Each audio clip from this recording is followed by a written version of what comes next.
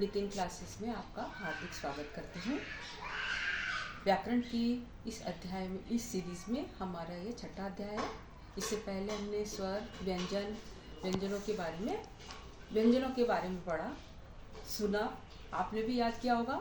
आपने होमवर्क किया या नहीं किया? अगर आपने नहीं किया हो तो आपको मेरा पिछला वाला वीडियो देखना पड़ेगा, उसके बाद ही आपको अगला समझ आ पाएगा। अब हम इस आशा करती हूँ आपने याद होमवर्क कर लिया। अगर याद नहीं हुआ तो आप देखिए पिछला वाला, आपको याद आ जाएगा। अब हम आगे चलें, अपनी शिक्षण यात्रा को आगे बढ़ाते हैं। और आज हम हिंदी की व्याकरण हमने अच्छी तरह पढ़ ली, स्वर व्यंजन पढ़ ली हमने।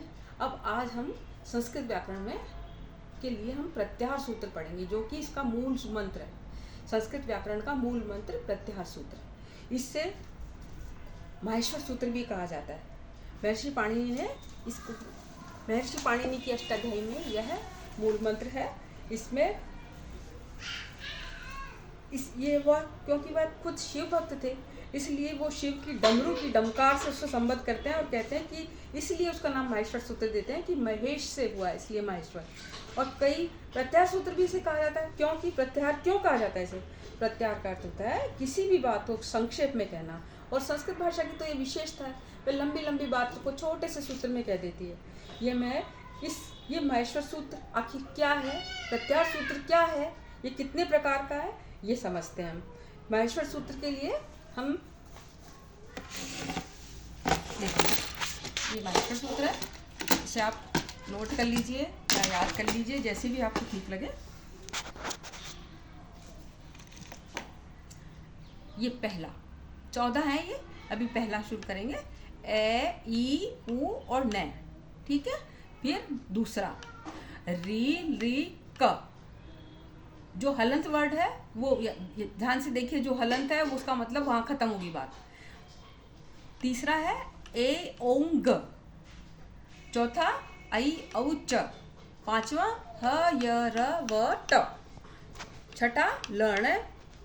सातवां न, म, ड, न, म। आठवां झ, भ, अ। नवा घ, ढ, ध, श।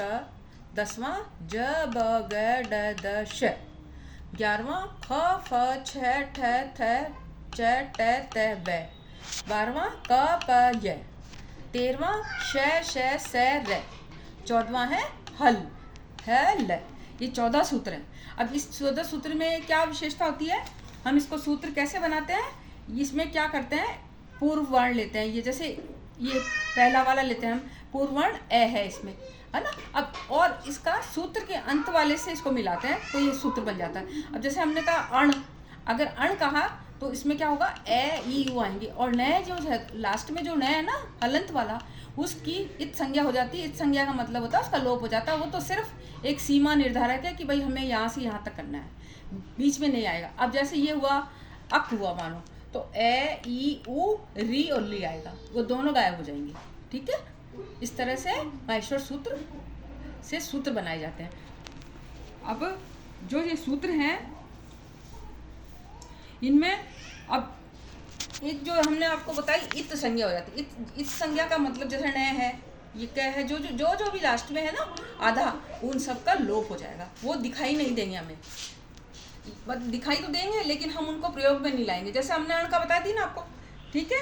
अब हम अगले अध्याय में इसी को आगे बढ़ाएंगे और आपको बताएंगे कि ये सूत्र से हम किस तरह से उसको बताते हैं कि भाई इसमें क्या क्या आएगा। और ये सब इसको आपको अच्छी तरह याद करना होगा, क्योंकि ये सूत्र ही है, ये हर जगह काम आएगा। आज के लिए इतना काफ़ी।